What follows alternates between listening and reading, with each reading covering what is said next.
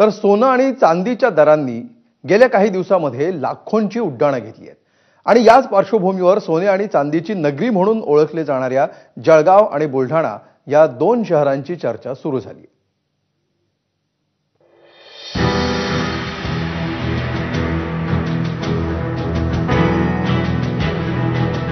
जळगाव, याच जळगावची सुवर्ण नगरी म्हणून ओळख.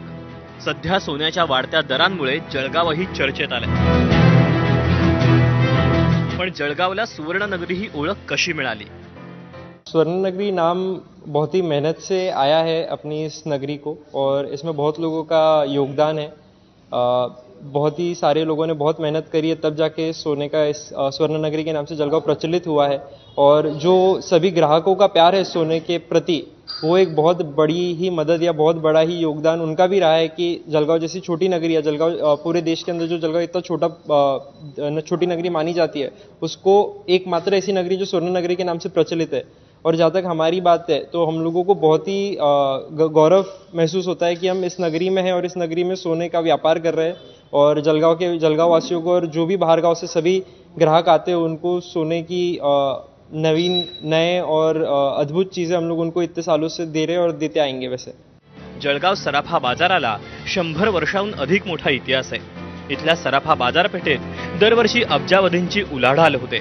आश्चर्याची बाब म्हणजे सोनं बाजारपेठांमधील गटारातही सोनं सापडतं. 100 वर्षापासून मार्केट डेव्हलप झाली. याचं महत्त्वाचं कारण म्हणजे क्वालिटी मेंटेन केली गेली आणि सुवर्ण कलेमध्ये निष्णात लोकांचं याच्यामध्ये बरीच संख्या आहे. त्यामुळे जे दागिने घडवले जातात ते निश्चितच इतर ठिकाणापेक्षा इथे चांगल्या प्रकारचे आणि खूप चांगल्या क्वालिटीचे मिळतात. म्हणून इथे मार्केट डेव्हलप झाली.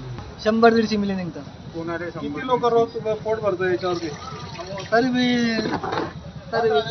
15-20 जण. सोनं काढता आम्ही इकडे पाहिजे गटरी झाडता, त्यातनं सोनं काढतात. 300-400 रुपये रोज. हो, किती निघतं याच्यातून सोनं? 300-400 रुपयाचं.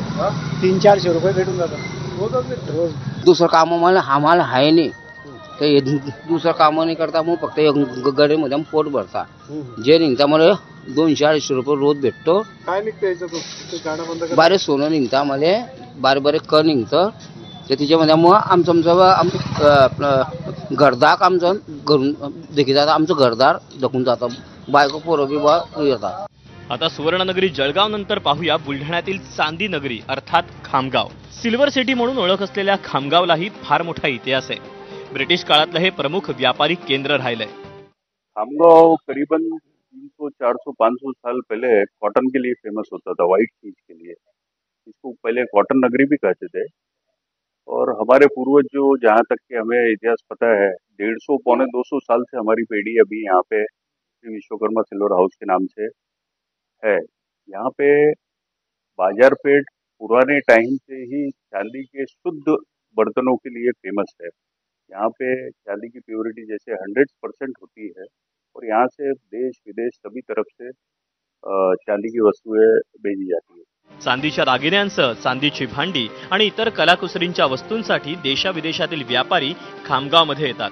इतकंच नव्हे तर अमिताभ बच्चन, सचिन तेंडुलकरसह अनेक बडे सेलिब्रिटी, राजकारणी यांच्या घरातील चांदीच्या मूर्ती, भांडी आणि इतर वस्तू खामगावातूनच तयार करून घेतलेल्या आहेत.